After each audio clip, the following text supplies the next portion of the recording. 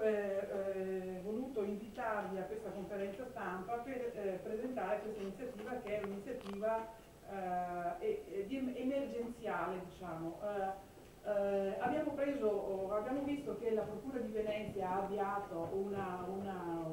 un procedimento penale per omissione di dati d'ufficio nei confronti dell'ex assessore Giancarlo Conta, perché ha omesso di intervenire dal 2005 al 2010, ha omesso di intervenire per quanto riguarda la tutela della salute pubblica, in particolare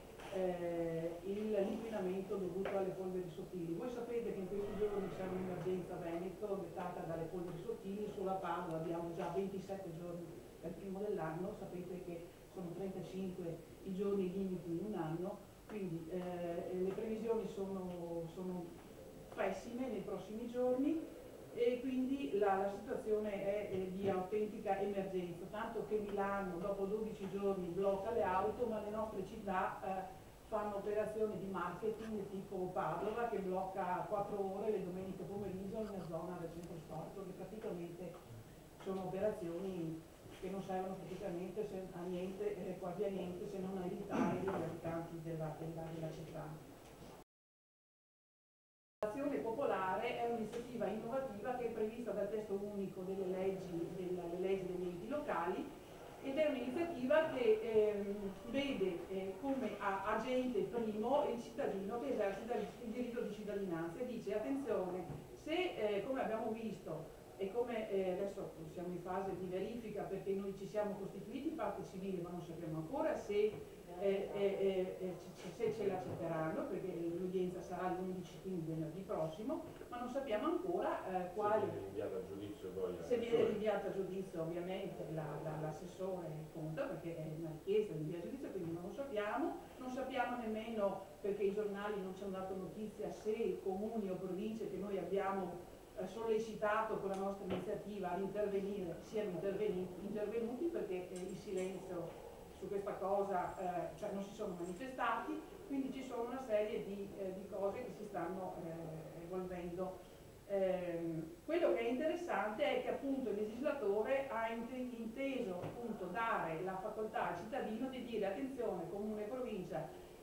dato che l'inquinamento atmosferico lede la salute dei cittadini di comune e province di tutto il Veneto, noi l'abbiamo presentato per 5 comuni e 5 province, ad esclusione di Belluno e di Rovigo,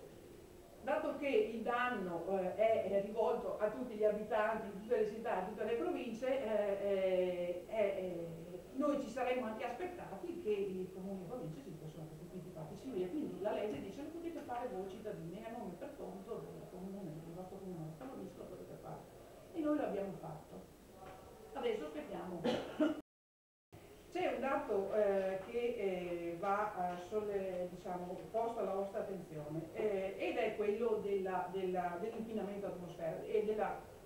dell'allarme sanitario che è dovuto e dettato da queste giornate di inquinamento atmosferico. Ci sono dei casi specifici che riguardano in particolare i picchi di inquinamento acuto. Noi abbiamo città come Padova e non solo, ma anche Treviso, ma anche Vicenza, ma anche Verona, insomma abbiamo queste 5 grosse città del Veneto che sono praticamente sotto una cappa di inquinamento acuto. E in questi giorni di continui, anche di 15-20 giorni, ci sono delle azioni che sono imposte dalla legge regionale, che vengono imposte dalla regione Veneto in particolare, quindi che dicono: attenzione sindaci, dovete intervenire e porre in atto delle azioni come dal semplice lavaggio della strada, che non viene mai fatto, io parlo per Padova in particolare, non so in altre città, sino al blocco del traffico, sino al blocco delle scuole, sino al blocco delle aziende.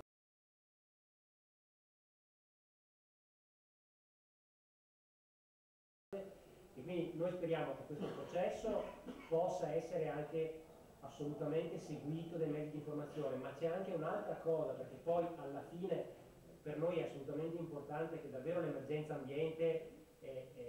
in Veneto abbia un'evoluzione, nel senso che si prendano i provvedimenti. Come probabilmente sapete, su sollecitazione dell'assessore all'ambiente di Venezia, Gianfranco Bettini, la Regione ha finalmente convocato un tavolo di emergenza, diciamo, con tutti i sindaci, dovrebbe essere nei prossimi giorni. Ecco, anche in questa occasione speriamo che non sia la solita riunione in cui così ci si riempie di bei propositi, ma che poi realmente si trovino e si mettano in pratica soluzioni, ma